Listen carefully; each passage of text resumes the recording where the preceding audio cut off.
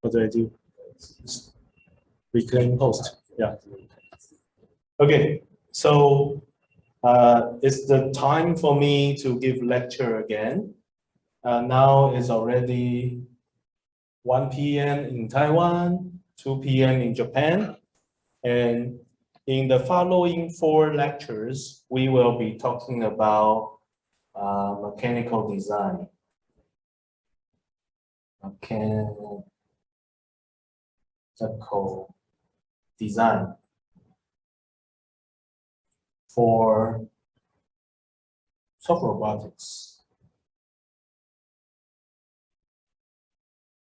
Okay. So if you need my personal information, I'm putting link. And if you would like to send me an email, putting link at mail.ntust.edu.tw. Okay.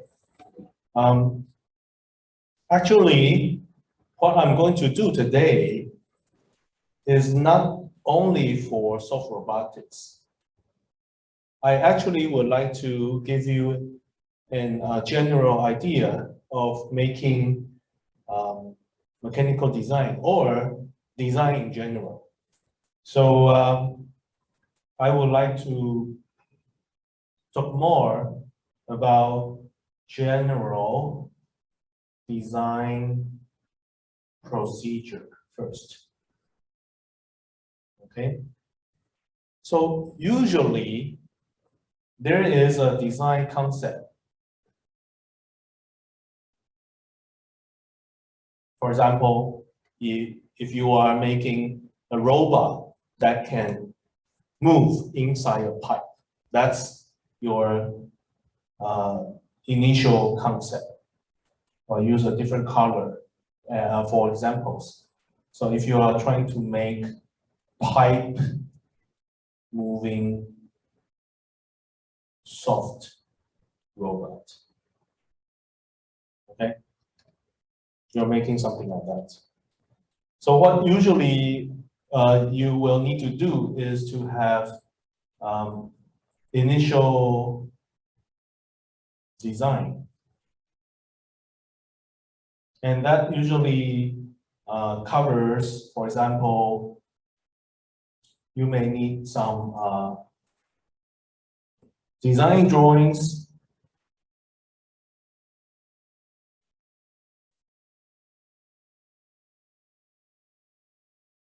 or engineering drawings, more professional drawings.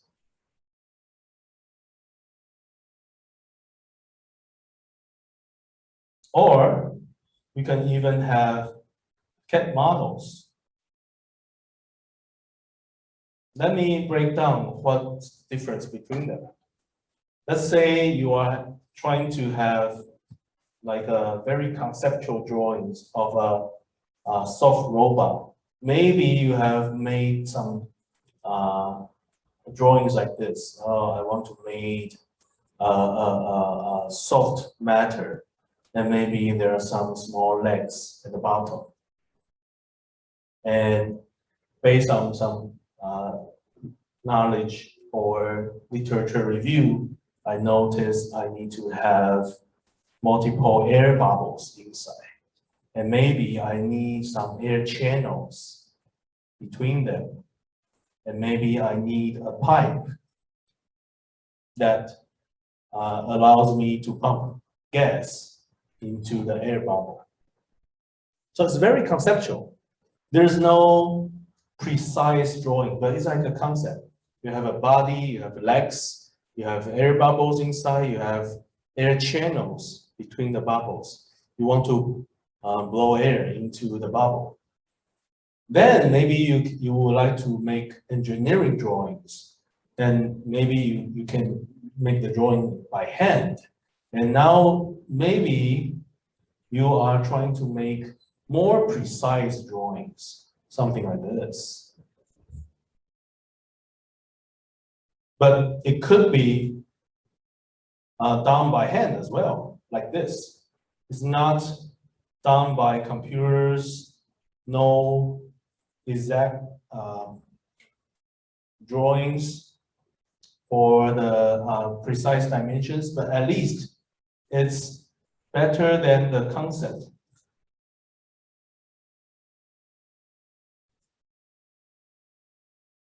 Right? And maybe there's air bubbles inside.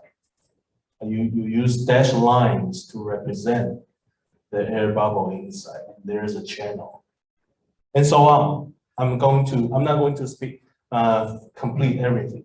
Maybe I draw the last one. There's a bubble inside.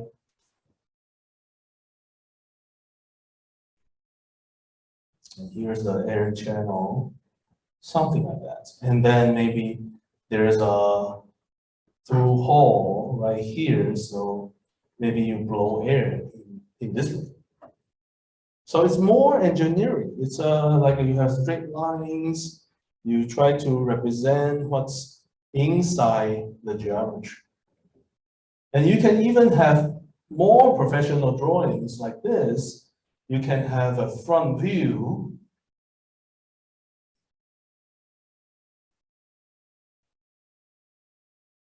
If you consider this as a front.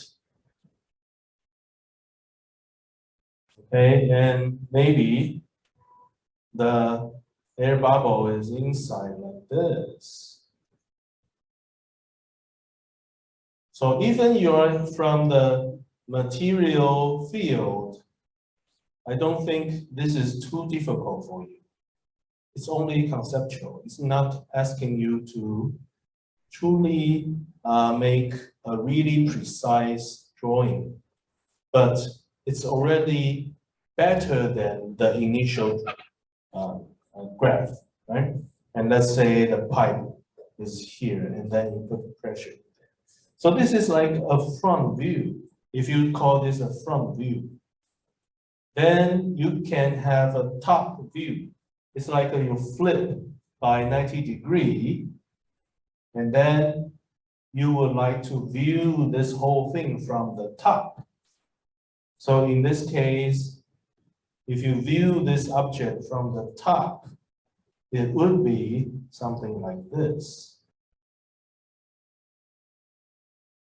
Right? You can see the groove right here, right? You can see, if you view this item from the top, you can see something like this. And if you would also like to draw the location of the air bubble, it's something like this.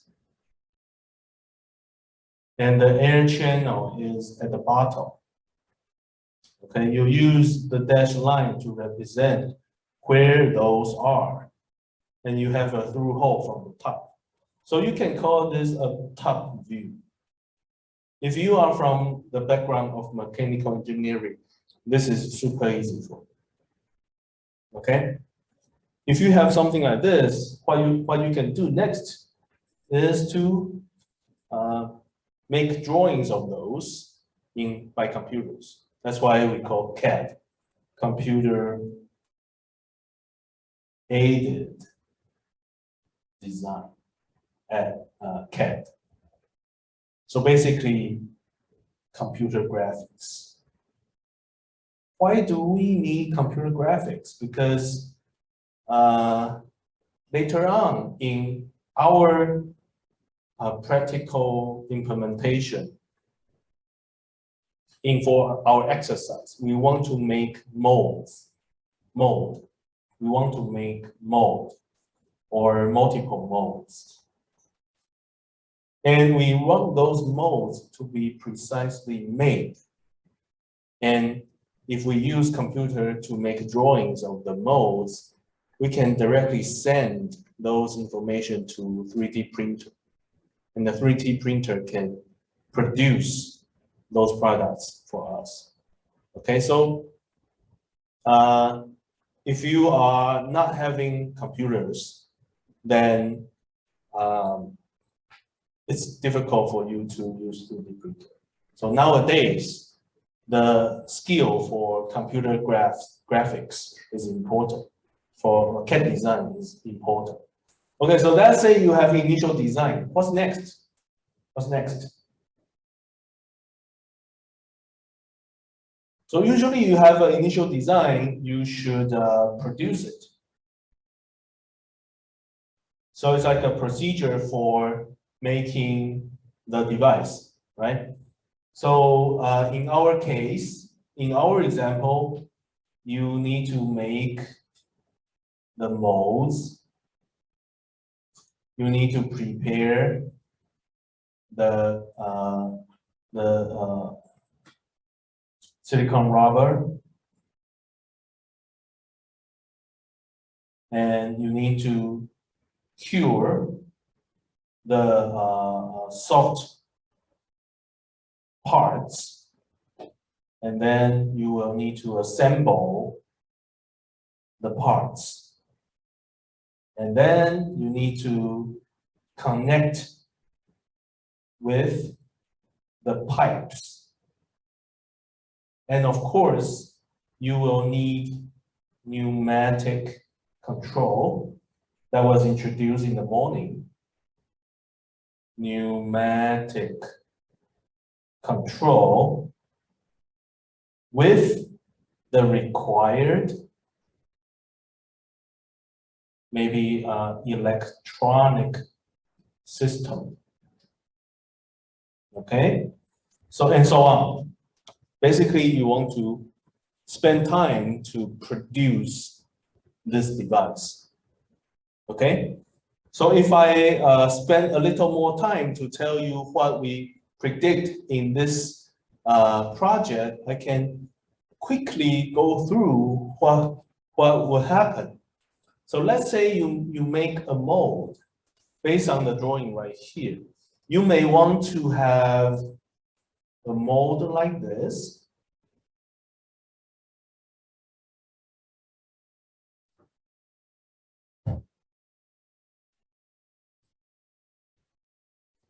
So later on, you will pour silicon rubber into the mold. Because what you truly need is the body part made by silicon rubber. Those are silicon rubber. And they are polymer. They are in jelly material type. It's not solid, it's not a fluid, it's like a jelly-like. So it's really difficult for you to create the shape of silicon rubber.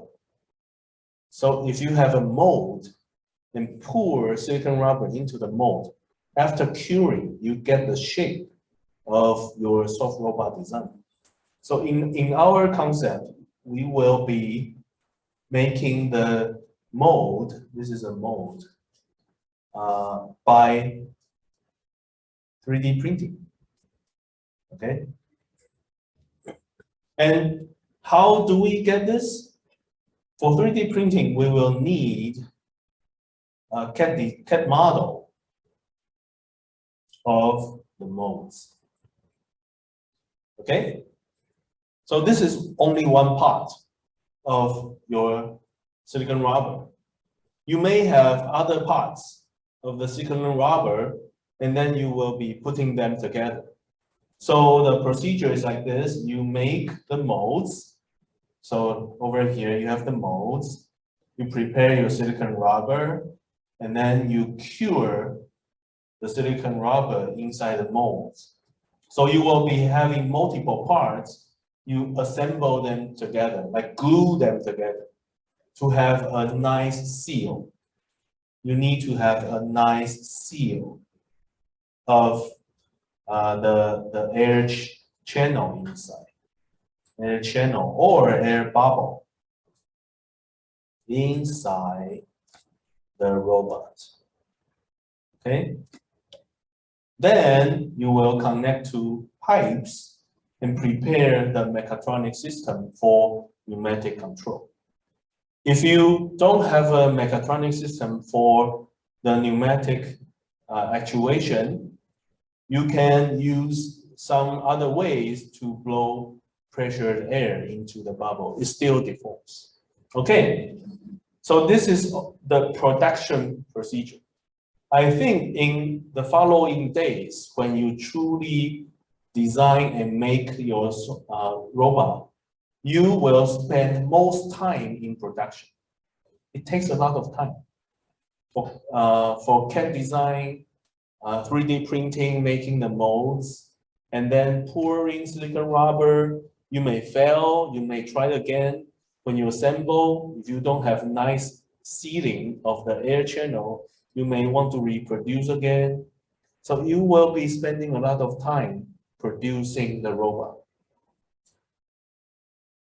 Let's say you complete the first production. What's next? So what we want to do next is to check its performance.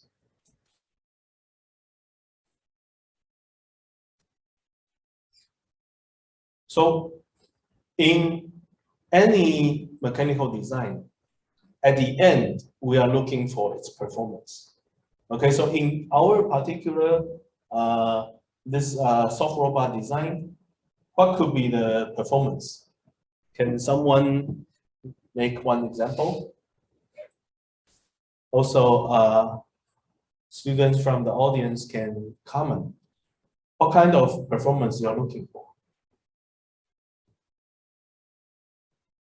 If you have a soft robot walking, moving inside a pipe, you want the robot to be anyone from the audience? From Zoom, anyone can type? Okay. Can anyone comment on what kind of performance you're looking for? Or anyone from the classroom? If you want the robot to move, what do you want? Fast, yes, speed, very good, of course. Anyone else? Oh, very nice. Stable movement. Anything else? Decoration. Decoration of how the look, okay.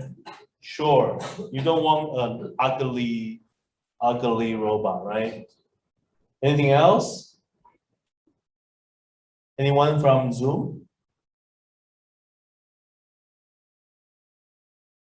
Very nice. I think, of course, you either want your design looks nice or you want your production to have functions. Okay, so there could be even more when you see the, for example, this is for a competition. When you see what the competition is about, then you will define what would be the performance. Okay, so overall, let's take a look at the general procedure. Sorry, it's long. At the beginning, we have design concept, right? And then we have initial design. We define the shapes of something. Then we try to produce them and then truly have a soft robot that can move or that can deform. Maybe it doesn't move. Then we check the performance. So how do you guarantee it will work in your first design? Usually you cannot, unless you have experience. So overall, you have design concept, you have the design, like CAD drawings and so on, and you produce, and you check performance, right? So when you do not have the satisfied performance, what you will usually do is to redesign.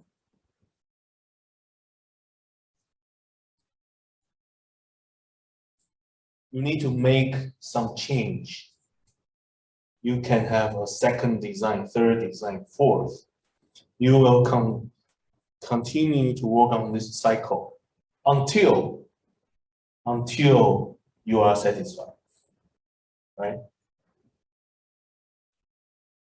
So that's the usual procedure for any design, general design procedure.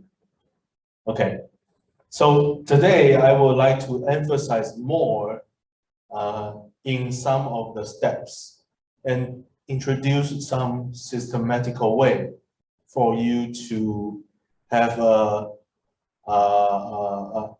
better strategy to redesign. Okay, so usually when you either inside the design procedure or inside the production process, usually there's something you can control, right? What do we call the matter that we can control? For example,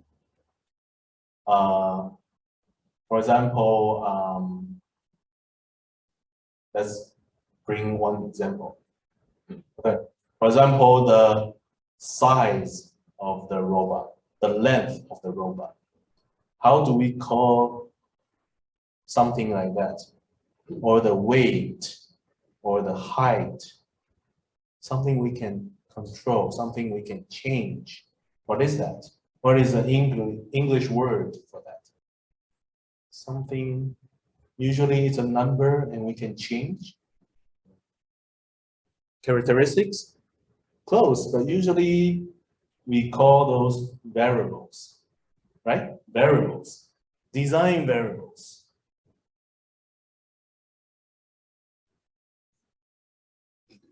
So anything that you can control, you can design, you can make a decision, and usually there are numbers. We call them design variables. Yes, and there could be more than one. So they could be x1, x2, There could be a lot of them, right?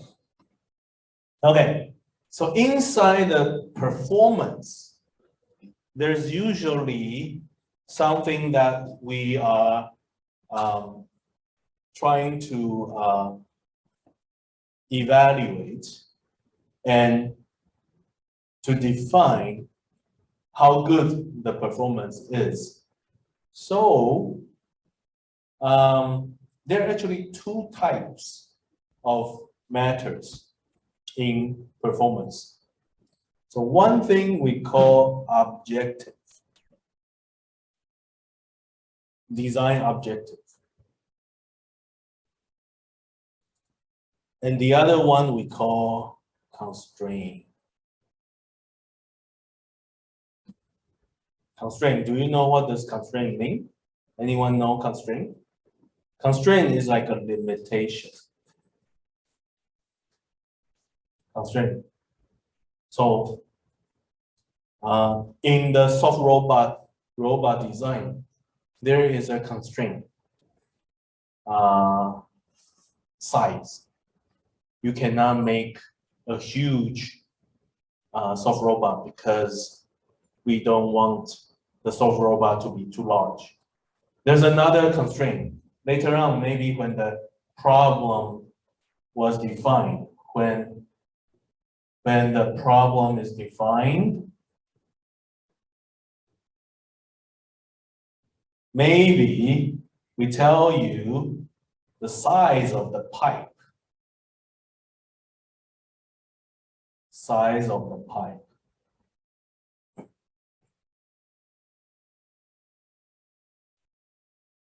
So if you have a given size of the pipe, the dimension of your robot has to be smaller than the size of the pipe.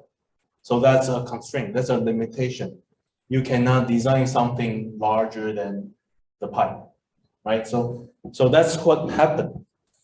So usually for objective, we would like to mathematically, we would like to use we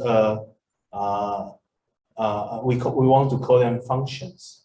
So f of x, okay? And usually for the constraints, there are two kinds of constraints. One kind is called a g, the other kind is called h, okay? So I would like to talk more about f, g, and h. So this is actually design optimization.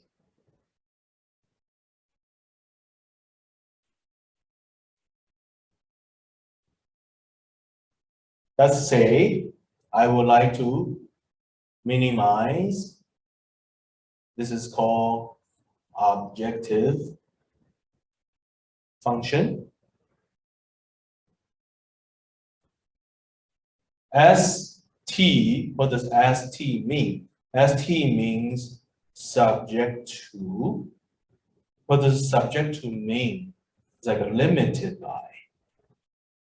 Okay, the meaning of subject to is limited by or confined by. Okay. But how come people would like to use the word subject to? It's a very common way to describe design optimization. They like to use subject to. So over here, you can have a constraint, for example, smaller than 0, or h equals to 0. What are those? This is called inequality constraint. And this is called an equality constraint. Okay? So let's try to use this and apply to soft robotics example. So maybe I would like to find maximum walking or moving speed. Maximum moving speed of your soft robot. And maybe my design variable, maybe this is a function of, let's say, the size of your air bubble, maybe. Okay, some size of your air bubble. I think it makes sense. If you have larger bubble or smaller bubble, the way your soft robot deforms will be different. And of course, since the way your soft robot is, the way they deform are different, the moving speed could be different. So definitely, the moving speed of the robot is a function of the size of the air bubble inside. So let's say I want to maximize the moving speed. So what I can do is I can define the size of air bubble as x.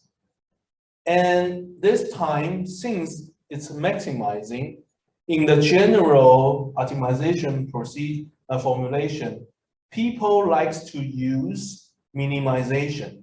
That's what people likes. So what you can do is to minimize f of x, and it equals to the negative. Let's say this is, let's just write it in this way. Negative speed of x. If you minimize negative of something, that is equivalent to maximizing that matter. Okay, so this is equivalent. Okay, then what could be the constraint for this design? Like I told you, we want the height or the height or width to be smaller than the diameter of the pipe. So maybe there's a constraint that is G function. G will be, no, I'm not going to talk about G yet. I'm going to describe this whole thing in a different way. So maybe I will say subject to the largest, or just say height. The height of robot should be smaller than D, like I said right here. I told you D is the diameter of the pipe, right? So I want the height of the robot smaller than D. But what would be the height? If I take a look at the cross section, maybe I have an air bubble like this. And for example, if I call this X, and if I call the thickness of the wall T, and the height H. In this case, H equals to X plus 2T, right? Maybe I can treat T as a constant, but X is something I'm designing. So in this case, I would have X plus 2T must be smaller than D. But what people likes to use is like a G function smaller than 0. So what you can do is to rewrite this equation into the following form. You can say G of X equals to X plus 2T minus D smaller than 0. You can define a new equation that is equivalent to this. Okay? So this is one inequality constraint. How about equality constraint? Let's think about some equality constraint that is related to the height of the bubble. I can say, or I can say,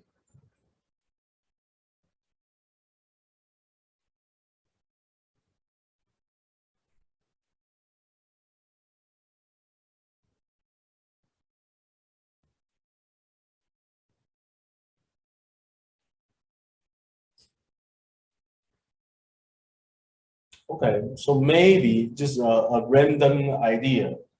So maybe I'm looking for constant usage of material or stable usage of material. So from the side of the design, based on what we had earlier, right? Maybe when we design this, like I said, if this is X, okay, so maybe when the X is larger, I wish the dimension, the length would be shorter if I call this L. Maybe I'm looking for a similar amount of material usage. I don't have too much material. So maybe what you can do is you can say you can just define something like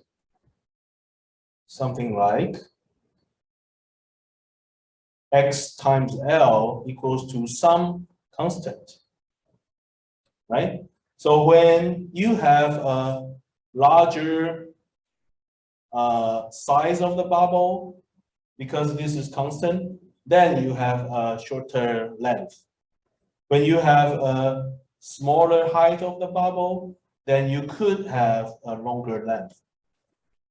Maybe it's just some equation that you create based on some kind of concept. Okay, so if this is the case, I can call this C. It's just some constant. So in this case, h of x equals to x times L minus C equals to 0.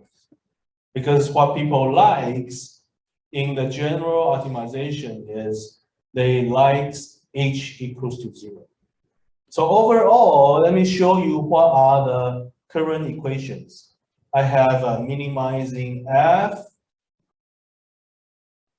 minus speed of X. I have a G, I have a H.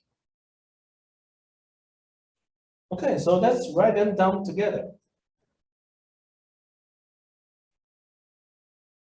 So minimizing some negative speed of X subject to some X plus 2t minus d smaller than 0. Some L times X minus C equals to 0. So in fact, you can already do optimization in this formulation.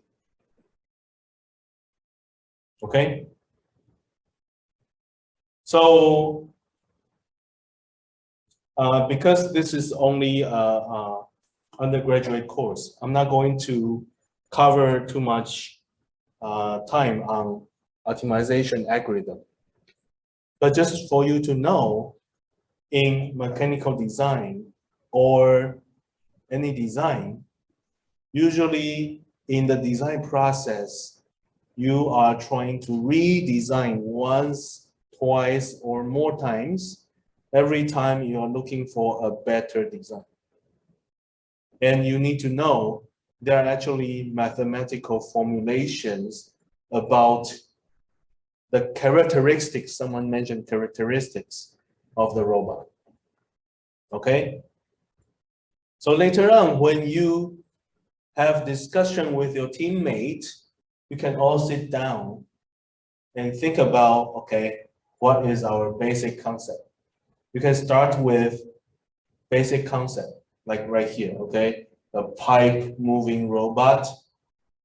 I want to have an initial design, okay?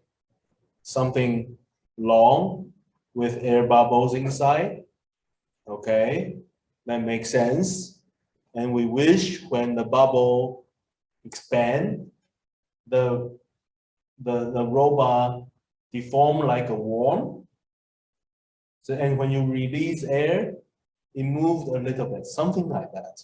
Okay, and then based on that concept, you start to make designs, and there could be a lot of variables in there. Some other variables. Okay, how about we have a discussion about what could be the variables in here? Anyone? Earlier, I mentioned maybe the size of the bubble could be the variable. Anyone else? Oh, can we use 1 over speed instead, since speed is likely positive? Sure. This is very good because thanks for Huang. Huang mentioned, can we use negative 1 over speed? You're right. Because one way to have an equivalent maximizing moving speed is to use negative speed. The other way is to minimize 1 over speed. That also works. Okay. However, when the speed is 0, your formulation explodes because you have infinity, right? So sometimes people doesn't like infinity. That's why most of the time they just put a negative sign in front of it. Okay, but really good question, and here's your answer. Thank you. So back to what we had. Let's observe a design like this. Can someone comment on this particular design? What are the other things considered as design variables? Someone from Zoom or from the classroom? Let me also use this time to get something to drink. Anyone?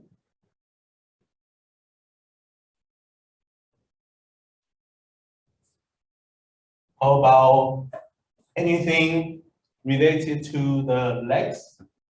Anyone? Don't be shy.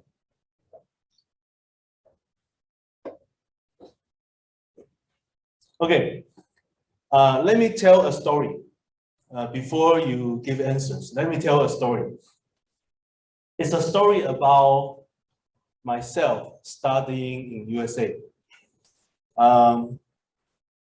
When I apply for master program, usually everyone apply in October, November, or December, right? When you are in the senior year. When you send out application, it takes some time for review. Usually they tell you the result in March or April. So you either get your result, we call the offer letter or acceptance letter, or you get rejection. I didn't get any acceptance when I applied for master. I applied for 8 universities, totally 8 applications. 5 were rejected before April. 3 unknown. 3 of my applications unknown. I got acceptance in August, in the summer, like right now.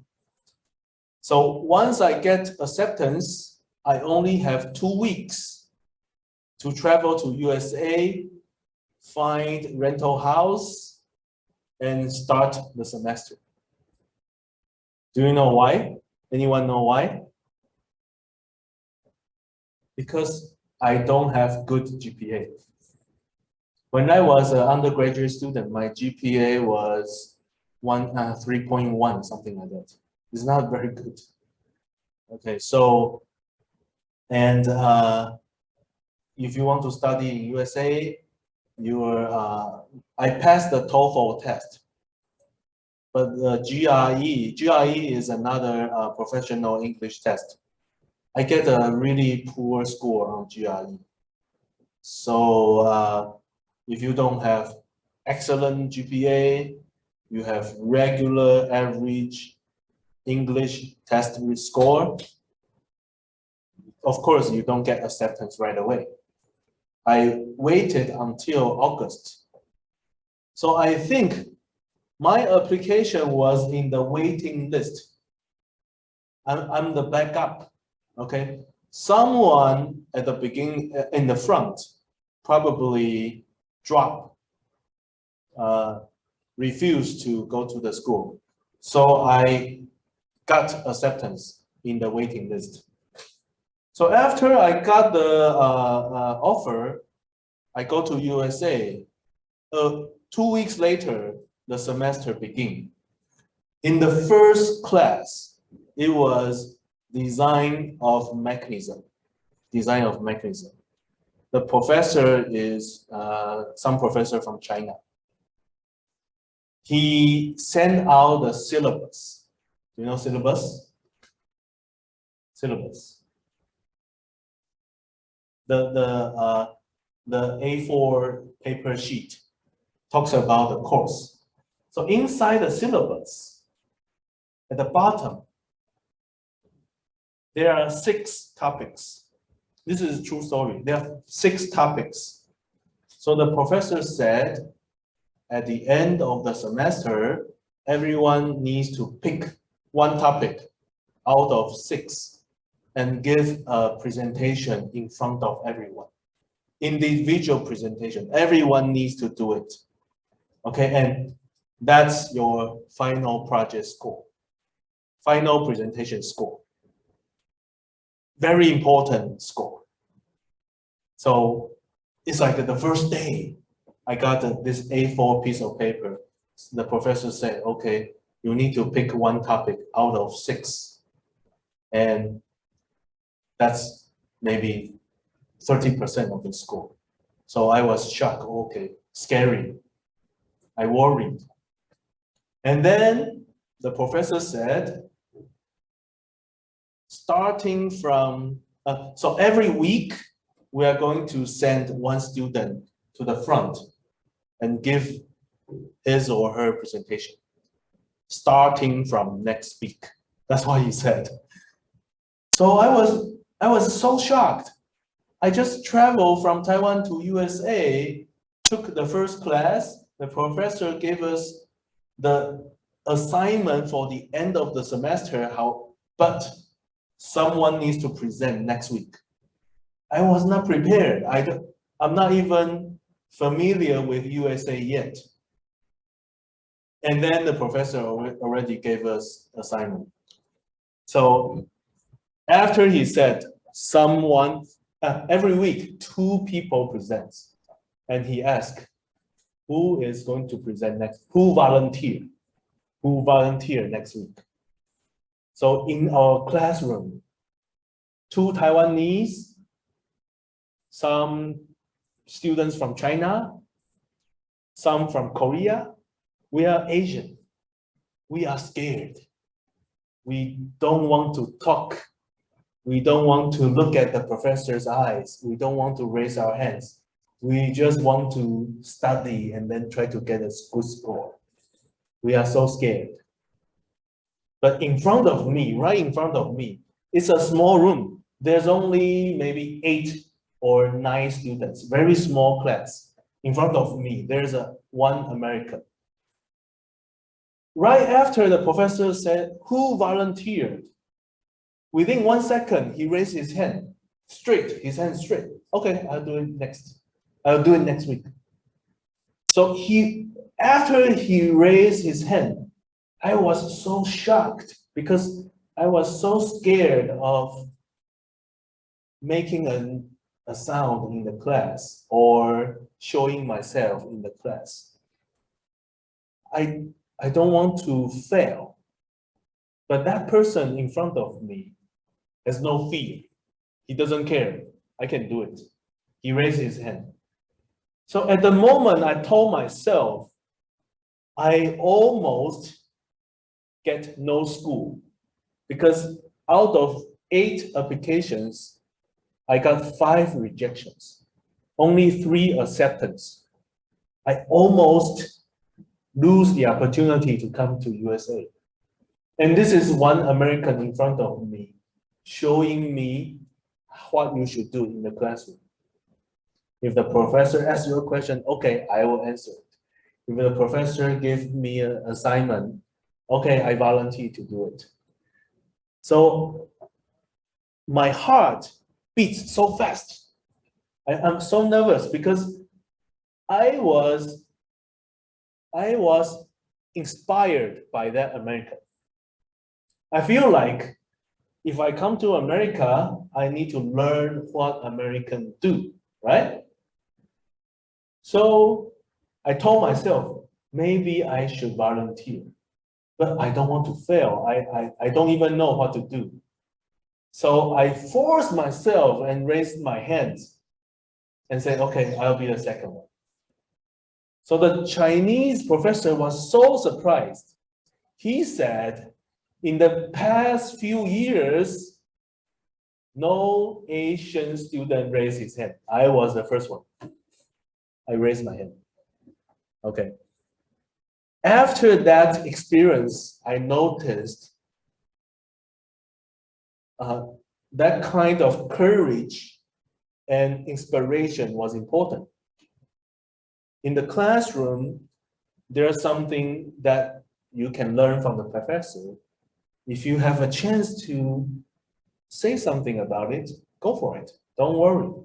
Okay, so that was a story for me to share. I just want you to react to my questions. I hope that story inspire you sometime in the future. So before I take a break, Now is 150, right? Anyone would like to try to let me know what could be the design variable in this warm design, this soft robot? Anything? Angle. Yes, that's very nice. That's right, very nice. You're right. The leg could be a triangle, could be a sharper one, could be a flatter one, or it could be a round curve. You're right. Nobody knows which one works. Okay? In my TA's implementation, he tried some shapes. That was not optimized. Just some trial. He didn't try 20 designs. You just try some, okay? So in your experience later on, you can keep on trying. And of course, in our summertime, time is so short. You probably can only try 2 or 3 designs. That's okay. But the main idea for today is to let you know, in the design procedure, you need to realize what is variable, what is something you want to control, and what is performance, like what we mentioned earlier, speed. It's very simple idea. You already know how to do design, but you probably didn't know you can systematically formulate the design procedure like this. Probably you didn't know. You can have objective functions. You can maximize it or minimize it. And the entire design will be limited by constraints. And you have control variables. Okay, so let's take a 10-minute break. Later on, I will give you a simple mathematical problem. I will show you how to find the optimal design. So let's take a 10-minute break. Sorry, I already occupied 3 minutes. Let's come back at 2 p.m. in Taiwan, 3 p.m. in Japan. Okay, let's take a break.